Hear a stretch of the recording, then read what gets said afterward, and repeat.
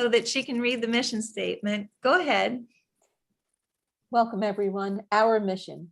Helping Parents Heal is a nonprofit organization dedicated to assisting bereaved parents to become shining light parents by providing support and resources to aid in the healing process. We go a step beyond other groups by allowing the open discussion of spiritual experiences and evidence for the afterlife in a non-dogmatic way. Affiliate groups welcome everyone, regardless of religious or non-religious background. Attendance today at this meeting is voluntary, and we are here for the benefit of learning from and sharing with other parents whose child has passed away. It is understood that our discussions are intended to be confidential and not designed to replace traditional therapy or spiritual counseling. However, these Zoom meetings are very helpful to parents all around the world, and they are posted on YouTube so that affiliate members who are not able to attend this meeting live can also watch. Helping Parents Heal offers a wide variety of speakers to allow parents to be informed about many possible ways to heal, to connect with their children, and to learn about the afterlife. The views expressed by our guests do not necessarily reflect those of Helping Parents Heal, and we ask that you take from their presentations whatever may benefit you personally. Thank you, Irene. And again, welcome everyone. I'm going to go ahead and read just a little bit about Jeffery and about Aiden. And I know that you all already know a lot about Jeffery. And again, he spoke at our first conference. He's also spoken, so there are different YouTube videos that are already on our channel about Jeffery. He's a near-death experiencer and best-selling author. And this evening, he's joined by his youngest son, Aiden Olsen, to discuss life, death, and the winding paths in between it all. Aiden is now a year sober after battling with addiction throughout his adolescent and early adult years. They now come together to speak openly about their journey and about what we can all learn from each other. Jeff will share his insights from a father's point of view. Aiden will share his experience and insights from the viewpoint of an addict, a son, and one struggling to find their way in this crazy journey we call life. Join us for this evening. So I'm going to go ahead and tell you a little bit about Aiden. Aiden received his Adult Education Secondary Diploma from Alpine School District and currently works as the assistant manager of the Red Wing Boot Store in Orem, Utah. Aiden enjoys all sports, the great outdoors, playing video games, and hanging out with his girlfriend. Jeff is a best-selling author who inspires audiences internationally with his intriguing story of perseverance and inner strength. After a horrific automobile accident took the lives of his wife and youngest son, also inflicting multiple life-threatening injuries to Jeff, including the amputation of his left leg, he found the courage to survive over 18 surgeries and eventually heal both physically and emotionally. At the time of his accident, Jeff had incredible out-of-body and near-death experiences, bringing him insights not common in today's world. Jeff appears on many national and international television and radio programs, sharing what he has learned and how death perhaps gives far more meaning to everyday life. Olsen's latest book, so this is Jeff's latest book, Knowing, is a compilation of his earlier books with even deeper insights and extended chapters, and it can be found on Amazon in all formats.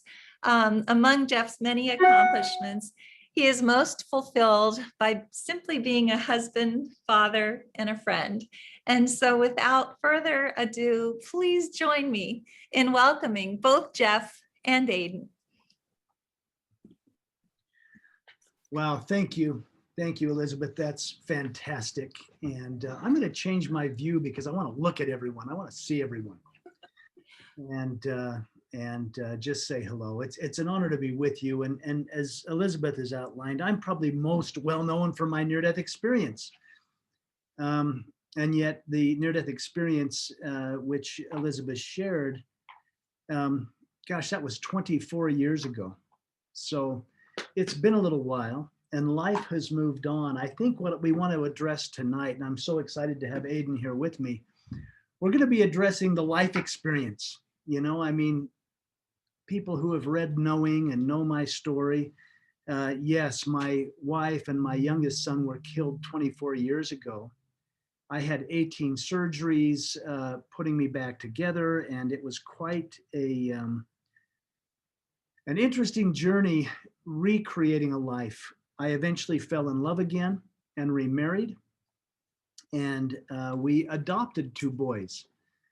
Aiden being the youngest of that. Now, I don't call them my adopted sons. They're just my sons. They're my boys. They just came to our home in a little bit different way, but they're my sons as much as Spencer, who was on the show. Spencer is my oldest son who survived the accident with me.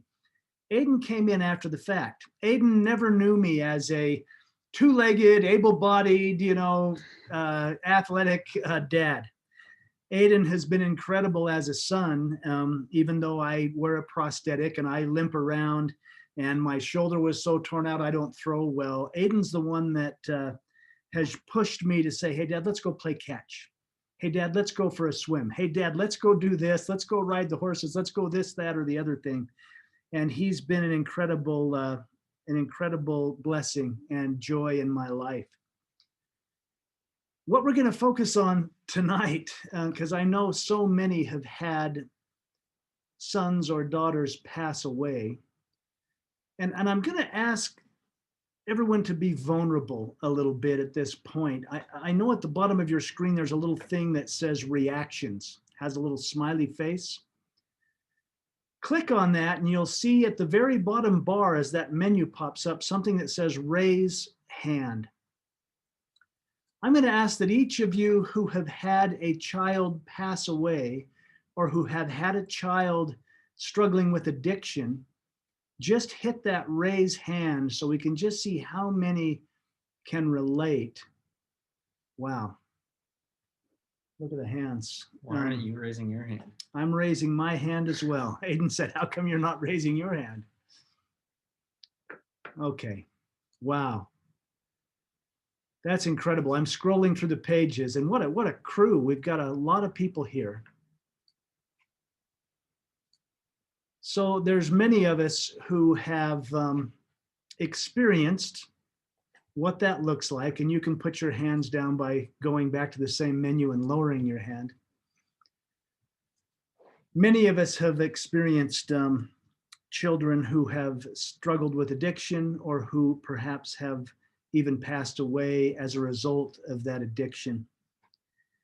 And I've openly shared my grief now for almost a decade about what it's like to have a child pass, and acknowledge that that's a pain that only those of us who have experienced it will ever know.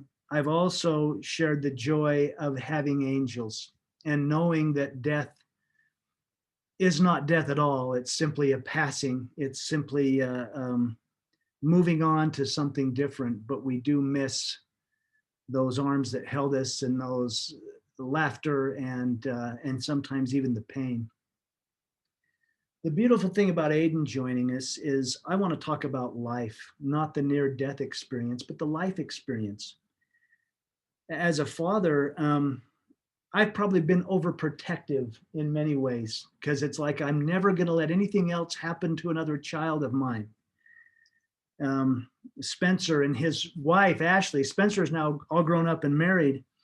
They laugh and tease me about how overprotective I am.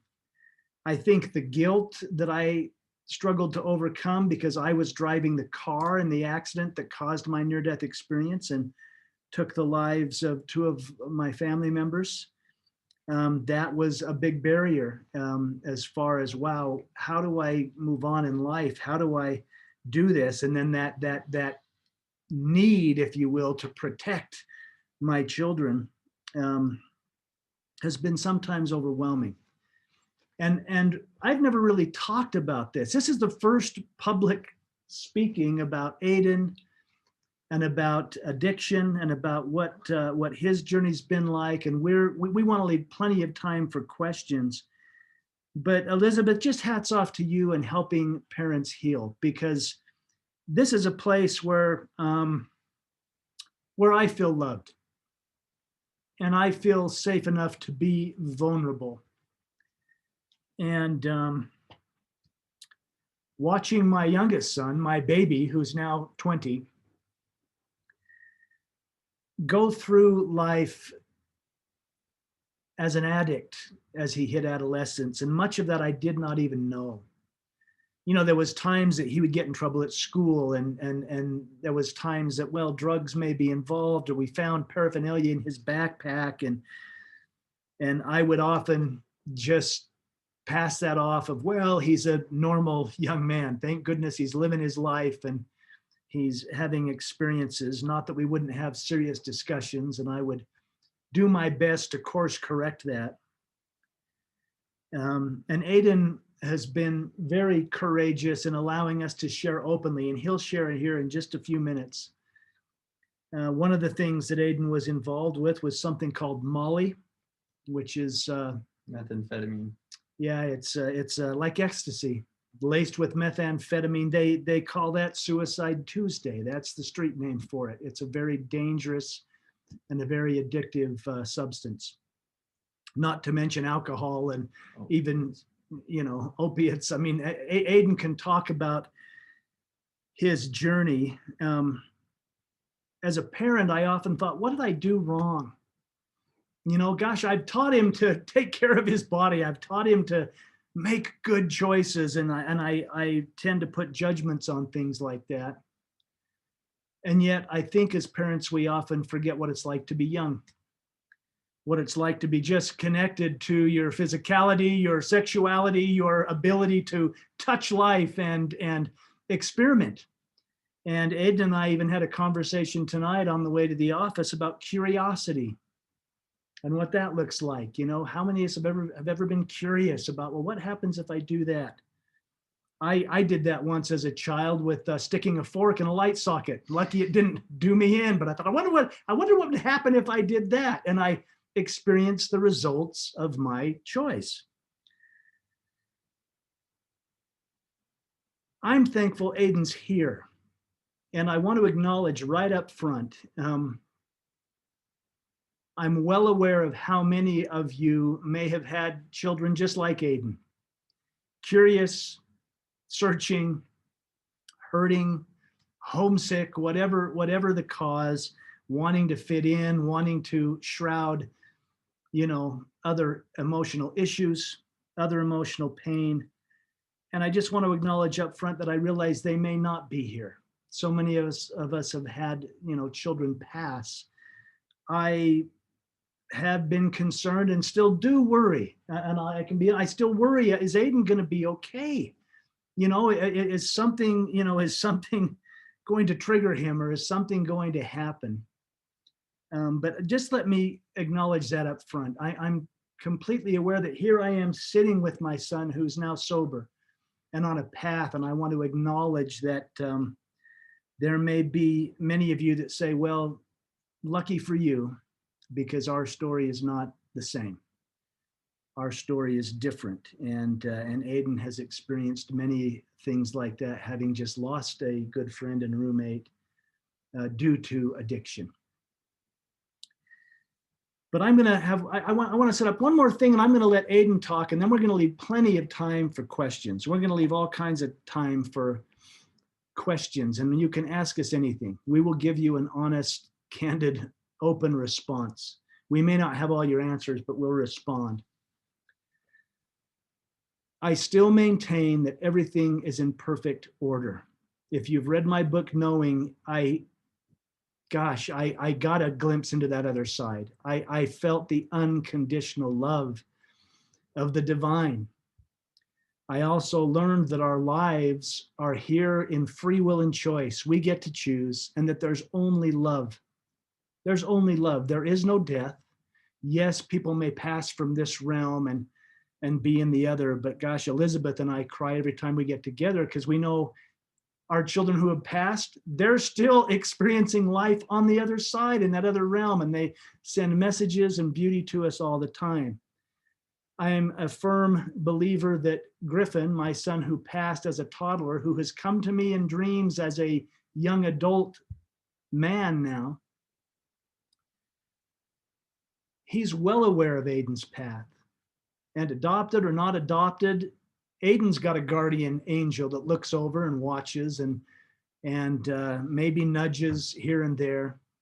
But basically what our guardians do is they love us and they honor the journey. They realize how difficult life can be. And I think they literally bow at times thinking, wow, look what they're experiencing there as they watch from a higher place. But with that, I'm going to turn it over to Aiden and let Aiden talk about anything he chooses, the adoption, the addictions, the reasons, or the, journey. And then after that, we'll open it up for questions and just have the rest of the time in a conversation. That's what we want, is to have a conversation with you all. And Aiden's been very, very kind to do that. So I'm going to move over so you can scoot in there. Oh God. And the stage is yours, my dear son. I just want to start off saying thank you for letting a young lad like myself come in and speak. I just want to start out saying I know what it's like to lose somebody who's very close to you in your heart, whether it's a son, daughter, brother, sister, whatever it's like. I just want to say, even though my best friend, who was my roommate when I was in treatment, is gone, he still is changing my life every step of the way. I mean, I didn't have that good of a connection with the brother I was adopted with growing up, but Daniel replaced that, and he's the reason why I'm still sober to this day. But I'm going to touch on mainly addiction and the struggles through it. When I say addiction, I mean, I've been addicted to many different things, whether it is substances, self-harm, self-pity, whatever it is. So my first addiction came along when I was about 12 years old, and that started out as that was actually nicotine. And that now progressing, as you know, addiction gets worse and worse the longer you deal with it. And now I can barely even go out and play catch with my dad without being winded 10 minutes into it.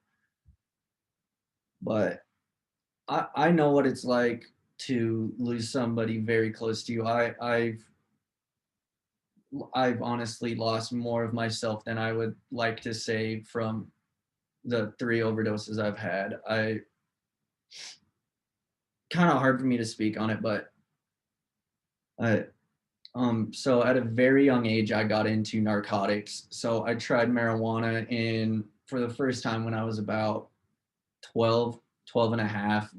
And then immediately after, I went straight into the Molly and acid. Then that quickly turned into opiates and other stuff. I'll just leave it at that. But then that quickly led into me losing relationships with myself. I did not trust anybody. Progressed to the point of where I couldn't go through a day without being high.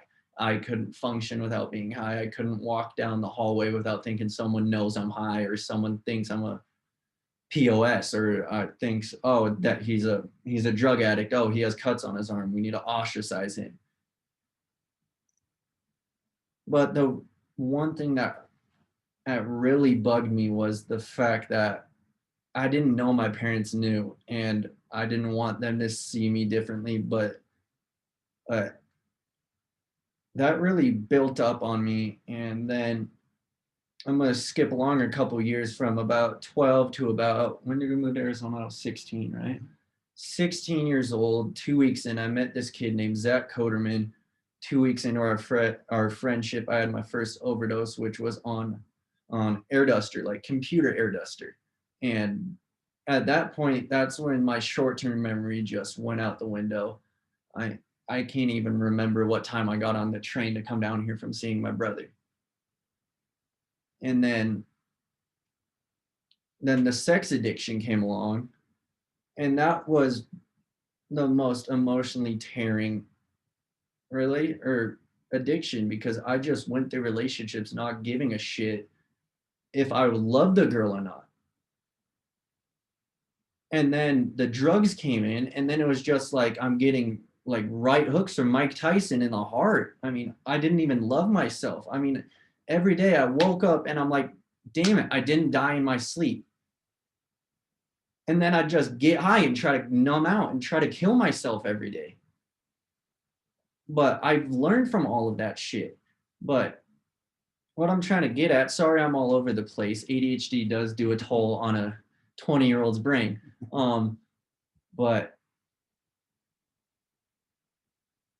um, but the main thing I wanted to touch on is I know what your children, brothers, sisters, what may have you have gone through. It is a rough battle. And the main thing that I have learned from, I have been around addicts for around the past year, and I have learned, I've probably met thousands of them.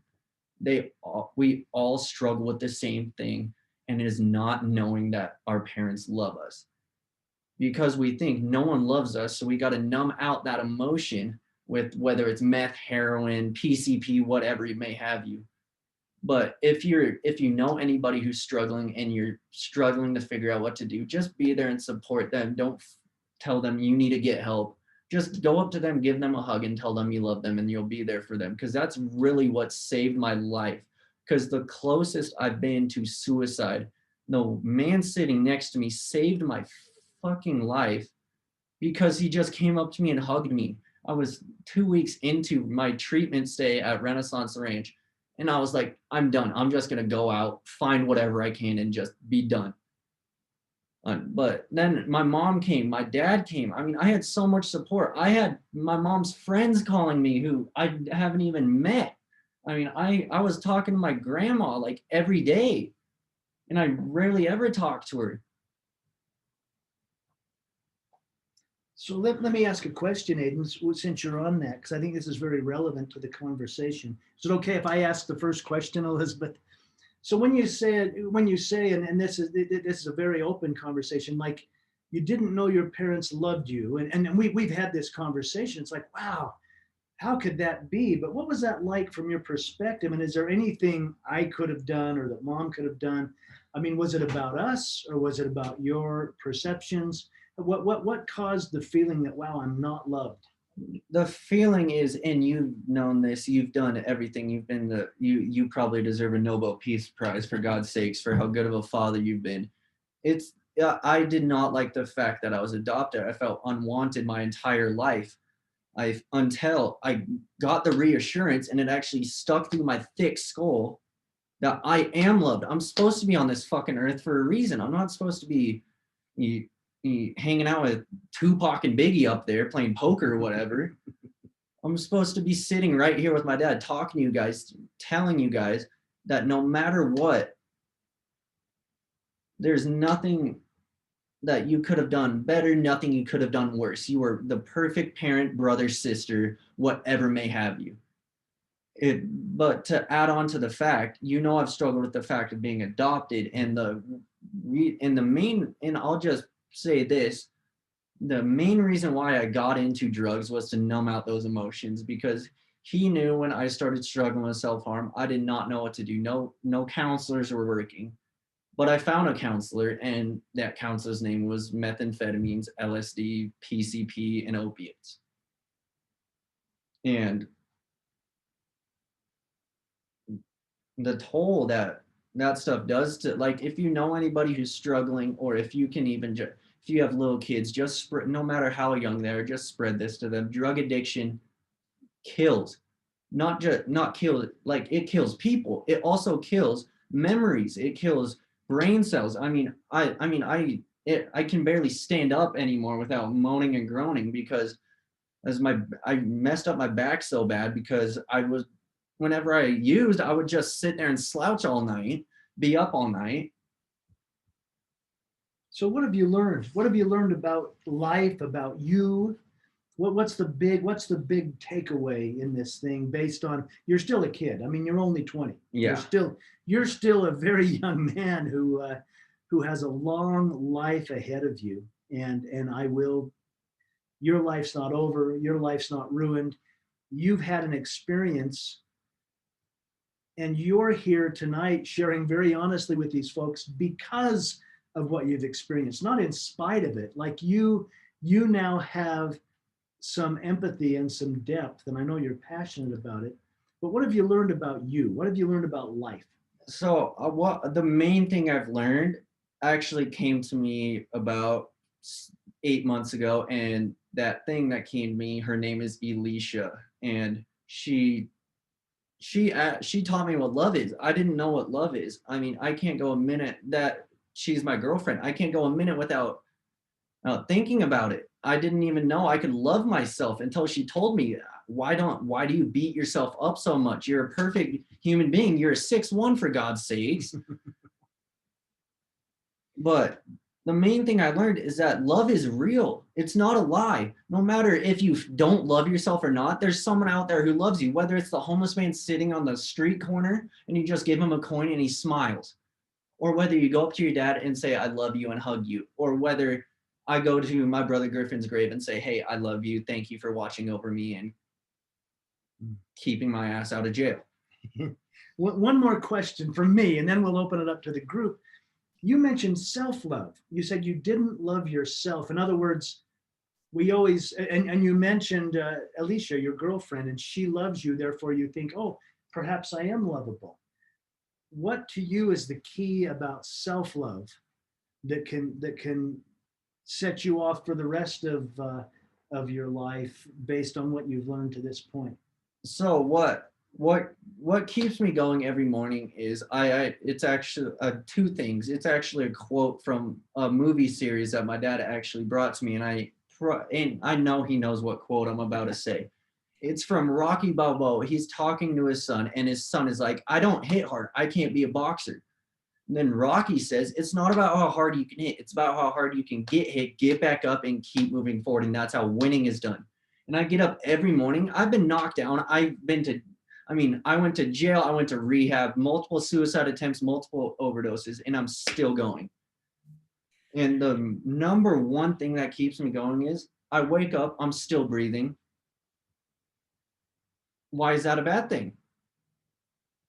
I mean, Aiden, that is just so beautiful. You know, I think that applies to every single one of us here, that what you just said is exactly the way that we start to heal and start to move forward, because we are able to get up from these terrible blows. The blow of having a child pass is exactly the same thing. It is so hard to be able to understand how we can move forward. But what you just said is absolutely beautiful. Can I read some of the things that people are saying in the chat to you? Well, Jody's saying that she's so thankful that you're sober. Aiden, Jamie's saying, Aiden's so happy for you. Keep doing the work.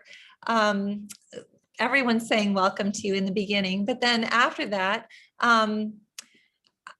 Brianna is saying, I lost my mom and dad to addiction. It's a very rough road, but I'm very proud that you got through it and got sober, Aiden. Benita is saying, I admire your courage to share your journey, Aiden. Let's see. Benita is saying, you're being real and yourself, and we appreciate that so much. Brenda is saying, I'm so grateful to you for doing this. She wasn't able to stay on the call, but she wanted to let you know that she just appreciates it so much. She's going to watch the recording later. As well as Donna saying, you are doing an amazing job, Aiden. Takes such bravery to speak in front of parents like this. I have the highest respect for you and your family. Keep doing you, Aiden. Kathy said, Aiden, thank you for your bravery and sharing your story. I have so much respect for you. You are amazing. And I know you will help so many by sharing your story. You are loved beyond measure. And then Jody's saying, I understand, Aiden, my mom left me when I was little. I always felt abandoned, even though I had people who cared for me. Let's see, Kim is saying, please keep doing what you're doing, Aiden. You are amazing. Love your humor, Aiden, Carmen is saying, which is true. You're just adorable.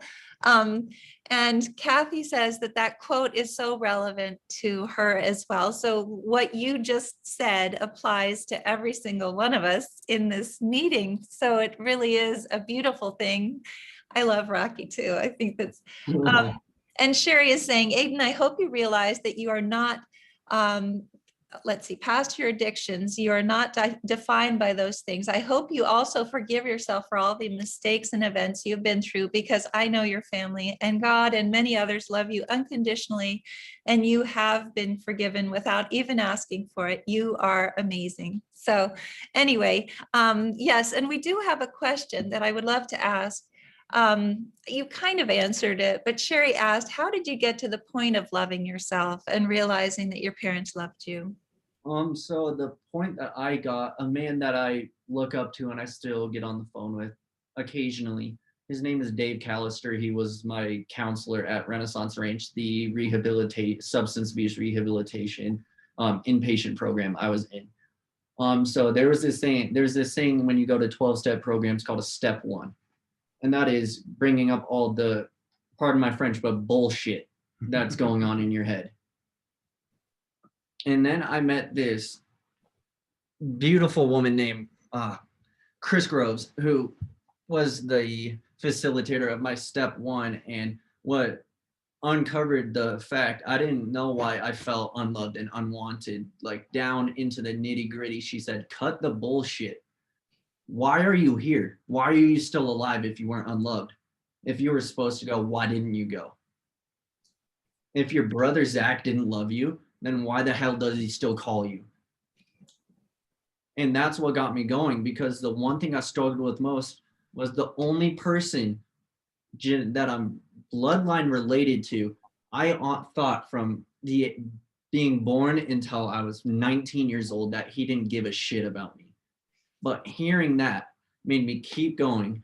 And that's what made me start loving myself, was my brother loved me. I mean, recently we started getting a lot closer. I mean, he wants to meet my girlfriend. I mean, we're all taking pictures in skirts. We're doing a Scottish kilt. We're going to have all the men in the family photographed in Scottish kilts coming up here in June. So, but the main thing that helped me realize that was Daniel, my best friend, who's still with me but no longer here with us. I saw him at his worst, and the man he turned into over the next weeks after that inspired me to actually give a shit about life and not just dick around going from job to job, not talking to my parents, leaving them out of everything. And he told, when I broke down one night because I was craving opiates very badly, because that's when I just barely stopped taking the Suboxone. If you guys know what that is, it helps opiate addicts get off of opiates. But the withdrawals from that are 10 times stronger because you are withdrawing from opiates and Suboxone. But I broke down and he said, I'm here for you no matter what, whether I'm dead, whether you're dead, I'm fucking here for you. So love yourself. If you don't love yourself, and get up and we're going to go play softball. Then I broke my nose later that day. But that's what really got me going, was actually knowing, like in my heart, knowing that someone actually loved me. Because I never felt that. Like the real feeling in my heart, where I felt my heartbeat and I loved it. That's absolutely amazing, Aiden. And there again, more wonderful comments. Heidi saying, thank you for sharing your journey. My son Chip started using drugs around the same time age, and had indicated some of the feelings you mentioned. He had a year of sobriety at age 18 to 19 before taking a tainted drug just before his 20th birthday. Addiction is a tough journey, and so proud of you for learning to love yourself. And then we have a question, but I want to just also say that Nancy's saying, Aiden, thank you for your honesty and bravery. My son passed from a heroin overdose after working so very hard for years to overcome his illness. He had a lot of shame around his episodes. I wonder what you think, Aiden, about the language around addiction. I think it's truly a medical problem that needs a range of treatments, and together we can fight the stigma, looking at it from that angle. Do you have any thoughts on that, on the language? I actually have a really strong opinion on how what or as what us addicts call it, normies, see addicts who have not been, or how they view us and how they see us as a person or as a soul, or however you view people. They view us as sick and twisted people who do not need to be touched, talked to, thought about, cared about, or loved. And that needs to change. And there needs to be a lot more awareness around addiction, because as Utah is the #1 state for opiate addiction.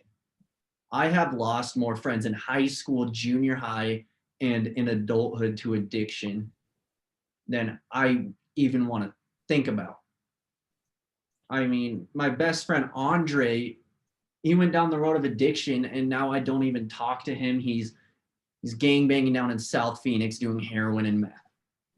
I mean, there needs to be a lot more circulation and thought, and like, people need, how I told my dad this, just because we're addicts and we're different does not mean we're different than you. God or your higher power made us the same for a reason. On the inside, we're the same: bones, flesh, organs, blood.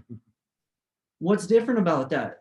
Some people may have mental disabilities. Some people may be addicted to drugs, heroin, whatever may have you. But we're all the same, and we all need to be cherished the same exact way. Yeah, I wanted to chime in a little bit, if that's okay, on, because, you know, it's interesting as I've observed this, you know, knowing or realizing that Aiden felt so unloved. And I thought, well, gosh, how could he possibly feel unloved? You know, I mean, gosh, he's got everything. We've provided all this, a loving home and every advantage you could possibly have. And, you know, and people might look at that and scratch their head and say, yeah, what is the deal with that? I think what I would like to say about the stigma is that no matter the circumstance, Aiden was having his own experience, which was darkness, unlove, you know, longing for connection in some way and looking for all kinds of different things to open that up. But if we can let go of the judgments of that and the comparisons and realize at the bottom line, you know, what we all want is to feel loved and to feel connected. And when someone doesn't, how detrimental that can be. Now, Aiden's pointed out, and I'm sure I've got all kinds of flaws and mistakes along the way too. It wasn't anything anyone could do to allow you to feel loved. I mean, it was something that in your case may have been rooted in adoption, may have been rooted just in that barrier of I'm not enough. But realizing that that there's always a reason, and there's always two sides of the story, and letting go of the judgments and realizing that the drugs or the fix is to simply shroud either the pain or to open up to want to feel connected. I get on this soapbox often, but if as society we could be more accepting, be more loving, be more forgiving, be more open, and be more connected, it might be amazing how many of these addictions or these fixes for that feeling of being okay might go away if we could provide that for each other in some strange way. In Aiden's case, it's interesting, didn't come from mom and dad. That's what he wanted, was to feel love from mom and dad. But it came from almost strangers in a very, you know, precarious circumstance that he finally thought, wow, if you can care about me, this stranger and his worst and a roommate in a rehab center, then maybe I can care about myself. But I won't ramble on. Just realize that there's nothing wrong. Everybody's crying for the same thing. I just want to feel loved. And if we could provide that in some way, even to strangers, it could change the world. I'd just like to add on that. Another thing that really played on to not knowing that anyone loved me or feeling unwanted was the disconnect from society that came along with being inebriated. Because as a drug addict, being high disconnected me from society. I missed so many opportunities. Drug addiction ruined my wrestling career. I mean, if I just stuck with it instead of hanging out with the wrong crowd, I honestly think I could have gone to college for it and all of that. But my dad said exactly what I was trying to say, but ADHD brain again, it's like a bull in a china shop. No, you're good. You did a fabulous job, Aiden. I want you to know what these people, all of these parents are saying. Nancy, let's see. Oh, Galen is saying, Aiden, you are extremely lovable. Thank you for your courage and vulnerability and for being with us today. Your dad is amazing too. I feel I got to know you, Jeff, just from reading, not yet. Much thanks to both of you for speaking with us and lots of love. And Nancy's saying, thank you both very much.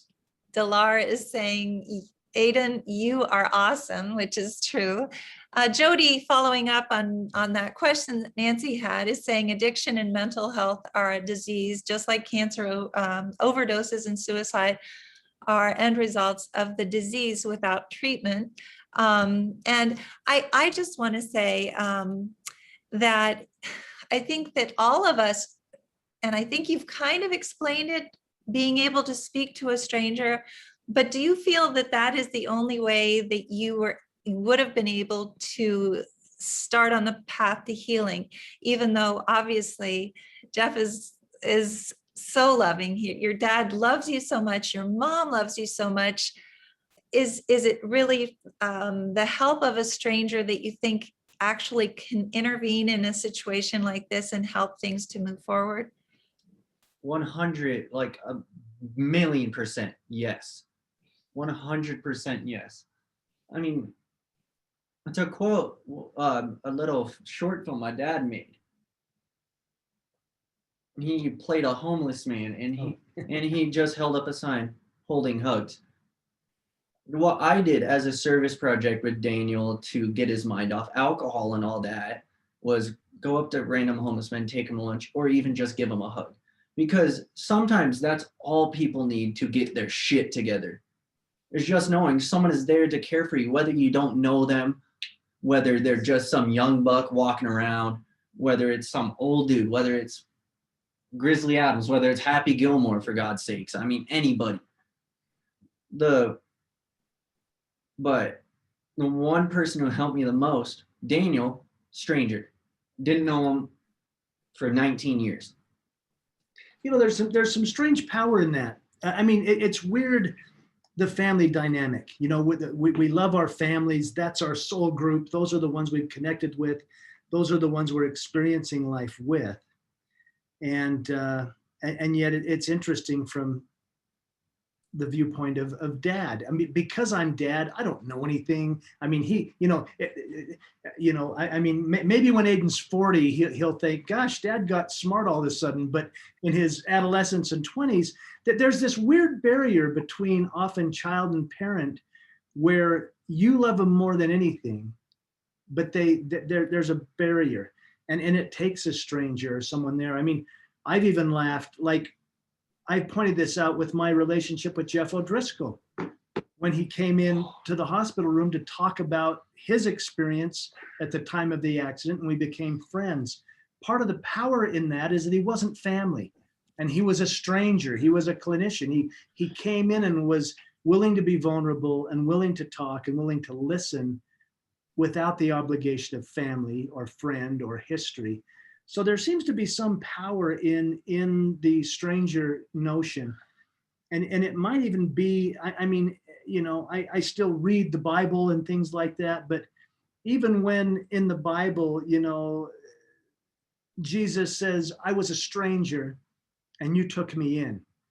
There's some power in the notion that I don't know who you are, but we're human and we're connected. And when I feel that connection, it might be even more powerful than parents or than siblings or than grandparents because it's so unexpected and there's no expectation. It just happens. That's beautifully said. And I think that a lot of us, if you're like me, have the deepest conversations on an airplane with someone that you know that you're never ever going to see again. And it's easy to do so because they don't know any of your friends or family, and they don't judge. And they only have to spend that airplane trip with you. The door is going to open. I mean, isn't that funny? This is the beautiful thing. That could be such an analogy of life. I mean, in some ways, we all come as strangers, and we're on this weird airplane ride together. And at some point, the wheels are going to drop down and the door is going to open, and we're going to be done. Death, if you will, is that door opening and the wheels dropping down, and we're going to walk out of this realm. And I think that death gives life meaning. You know, I was watching March Madness this year and watching the basketball games. And if there wasn't a buzzer, you know, if there wasn't a timer and the time is going to end, the game would not have nearly as powerful a point, right? And so, yes, people come into this life and go out of this life, and it's random sometimes. And, you know, when folks go young, it's so heartbreaking. And when they go unexpectedly, but I think it may be a gift to the rest of us to realize I might not get tomorrow. You know, I might not get tomorrow. So boy, let's make a big deal out of today.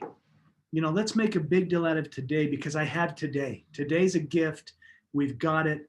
Let's make the most of it, and let's be kind and good to each other, because who knows what might happen, and who knows when the wheels might go down for any of us. That's perfectly said. As always, Jeff.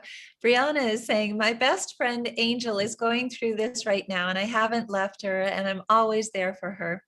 It's hard to see her go through this, but I'm trying to understand her and have an open mind. Also, when my mom passed away from overdose, I really believe that she thought no one loved or cared for her. I know I am understanding more because of how you're talking and your perspective, Aiden.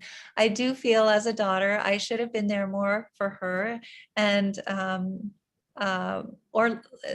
but I was also struggling with my own demons. Thank you for sharing all of this. It really opens my eyes, which I know that it does for everyone. Sherry is asking, what can we do as parents to know how much we love them unconditionally, to let our kids know that we love them unconditionally and prevent them from getting into using drugs? I think my son never felt accepted and just wanted to be normal, despite the fact that everyone loved him and adored him. We were so proud of him, but sadly, he never seemed to be able to love and accept himself. I know your family must be so proud of you, Aiden. I hope that you are proud of yourself. So again, just moving a little bit on with the same question and asking it in a different way. Is there anything that your family could have done differently that might have helped you to be able to start down that healing path? Not a single thing, but the one thing you can't, so in my opinion, kids will always be curious. What is marijuana like? What is LSD like? There will always be those kids who experiment with opiates, heroin, whatever, but never do it. But in my opinion, the only thing you can do to prevent that is be there for them. If you can tell they're a little off or a little sad, cheer them up, get them a bowl of ice cream, give them a hug, or even just say, I'm here for you if you need anything at all. I tell my girlfriend that every night. I tell my brothers that every time I see them. I mean, if my dad ever wants to talk, he knows that. We can go out back, play catch or whatever, go up to a Utah State football game and just talk. You know, it's interesting, and I'll share this. And I don't compare my children, but I do see the differences in them. Aiden never hangs up the phone without saying, I love you, Dad. No matter the circumstances. So even though he didn't feel the love, he exudes that love. And it's interesting, you know, it's just such a loaded thing, this love thing. Aiden's saying, no, my family could have done nothing any different. I was just curious and I was experimenting and I got hooked. I got caught, and different personalities are different ways. I mean, some people could experiment with drugs and recreationally use, or some people can drink, and some people become alcoholics, and some are just fine. I mean, we're all so different and unique. We never know what that journey is going to be like. I don't know if there's a way to prevent it as a parent. I'm glad Aiden answered the question, because it was to you. What could have your parents done different? How could have anyone ever stopped you? And you're saying they couldn't have. Yeah, the one thing that I could say that prevented, sorry I didn't touch on it, I needed a little time to brainstorm it, but talk about drug use even if they're only 4 or 5, and continue to talk about it and make them aware. Like, even if you have to show them graphic images of what people look like when they get hooked on opiates and methamphetamine. I mean, I've been the same weight since I was 16 because of that. Yeah. I mean, when I talked to my counselor, he's like, yeah, if you didn't do drugs, you'd probably be a good 6'3", 260 right now. I don't know if you'd be that big, but Well, I want to be that big. you want to be that big. You still have time. I know people still grow at 20 years of age, but I have a very interesting question from Teresa, and I think that this is an important one. Aiden, what are your thoughts on enabling? I still help my daughter financially because I love her, but I worry. Do you have any thoughts about that? Yeah, I have some very strong thoughts on enabling. It's a bunch of shit. That's what I say. Enabling is the that's what I call a helicopter parent, and that is the worst thing to do to prevent, like, it's basically forcing an addict, like getting him up, taking him to rehab, not even without him even knowing he's there.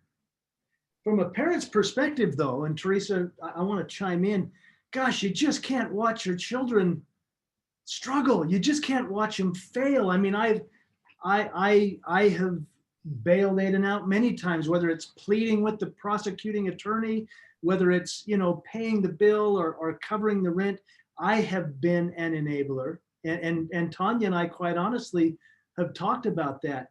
I don't know, when it finally hit the fan, Aiden showed up on our doorstep. He was in a women's t-shirt and filthy sweatpants that weren't his, and shoes that we didn't recognize.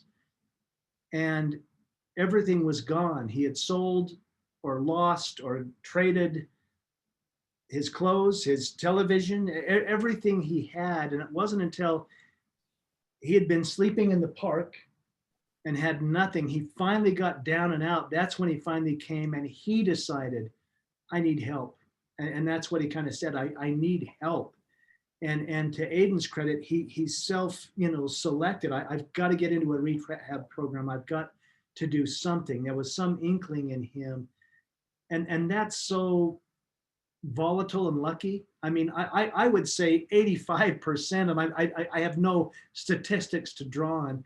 Very few addicts ever self-select and say, I need the help. I want to, submit myself. I have a good friend I work with who has a son who's an addict, and they've put their son in rehab many times, and they've told him to do this, and they've demanded he do that, and he's still using, and they don't even know if he's alive some weeks, because he's never selected in. So enabling, I've done it, and I don't know if it's till Aiden hit rock bottom that he decided, I've got to help myself to get to change and to get out of it. Is that accurate? Yeah, that's right. And that's another thing that I'd like to touch on that I forgot in my story a little bit.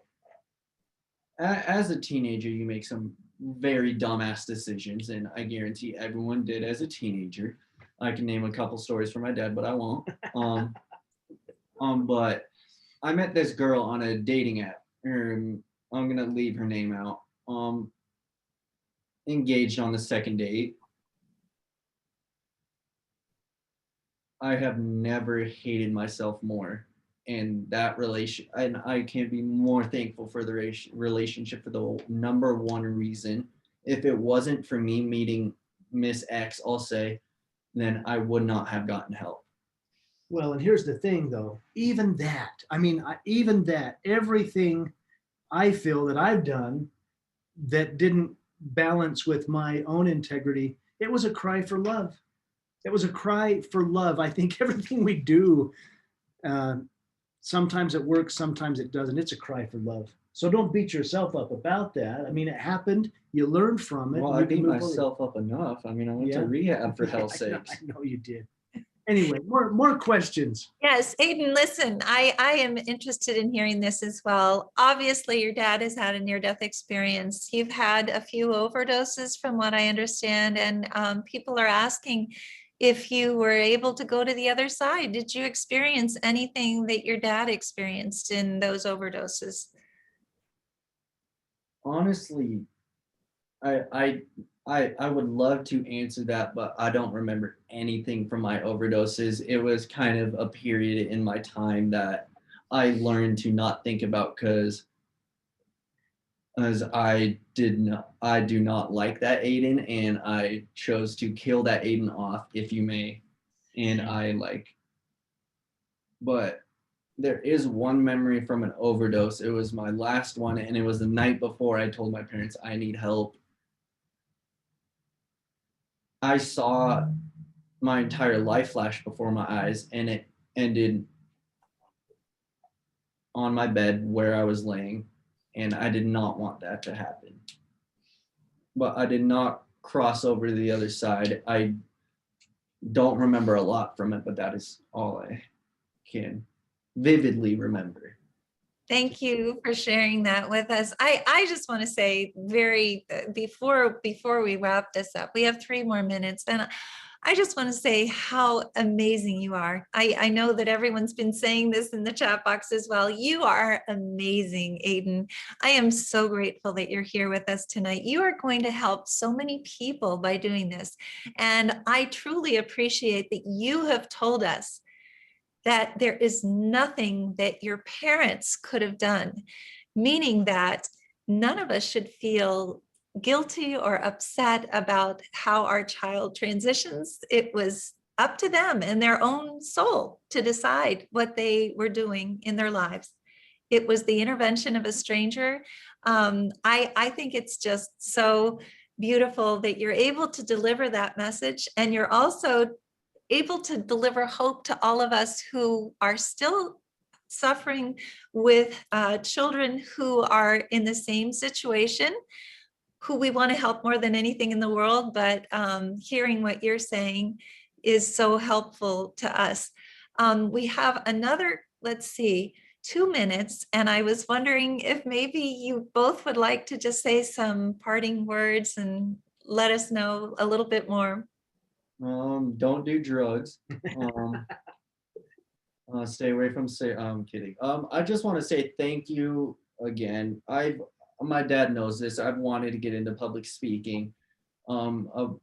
It started out as talk about self-harm, but then I discovered drugs, and then now I like speaking about addiction. I've been part of AA groups. I've been special speakers on AA groups. I've spoke with my dad a couple times before, and it's just a wonderful thing. It's honestly one of my dream jobs. Well, and here's the thing, Aiden, you're now that stranger that's showing up for people that they can relate to in your own personality, your own unique way, that young people and old people alike will say, wow, if he can be vulnerable and honest, maybe I can too. And just to wrap it up, Elizabeth, we thank you for having us. Thank you for having us both. And I just want everyone to know that life does get messy. Life gets messy. People read the book, or they see my near-death experience, or they follow me on social media, and I post beautiful things, and I see beautiful things, and yet all I'm doing is sticking my iPhone out the window. People think I'm a mountaineer and all, but I'm usually about 10 steps off the road, and we've lived near Cave Creek on the beautiful Sonoran Desert. We are now here in the mountains of Utah. I show beautiful things, and Tanya and I laughed. Tanya's my wife. She said, Jeff, what nobody realizes is your posts, your inspirational messages are simply you talking yourself off the ledge. And I said, that's right. That's right. Life gets messy. Life is messy, but I will remind us all this. And you felt that from Aiden. We are so beautiful in our brokenness. You know, it's not meant to be perfect. It's not meant to be pristine. We're meant to come and get our hands and face and knees dirty and to cry and to laugh and to learn. We're simply here to learn. And those that have passed on are our angels that teach us continually. And those that are still here continue to teach us. Parting words, just love each other. Literally love each other, regardless of the circumstances, and honor the unique personalities. We're not meant to be alike. You know, the Creator made us all different. Let's revel in our diversity. Let's revel that we're all different races and religions and colors and creeds and sexual orientations. Let's honor the fact that everything is in divine order and the perfection is found in the chaos. That's where it lives. But we love you all. We're grateful to be with you, and we just send our blessings and our joy and our prayers and also our hearts with every single one of you. Thank you so much, Jeff. And thank you, Aiden. You are going to do great things in your life, that's for sure. You are such a bright, shining light. Both of you are. Thank you. I'm going to send you the chat box because we have so much more written in there and we don't have time to read it all to you. But I think that Irene has maybe unmuted everyone so that people can say thank you and goodbye. So Thank you, Jeff. Thank you, from Aiden. me to you. And Thank you all. Thank Good you. night. Thank you. Thank you. Thank you. Thank you. And Thank you, Jeff. Thank you. And please join us tomorrow night, 1 hour early for Christopher Kerr. And we're very, very excited to have had you here this evening. Thank you again to both Thank you. and have a wonderful evening. Take care. Thank you. Bye, Thank you. everyone. I know.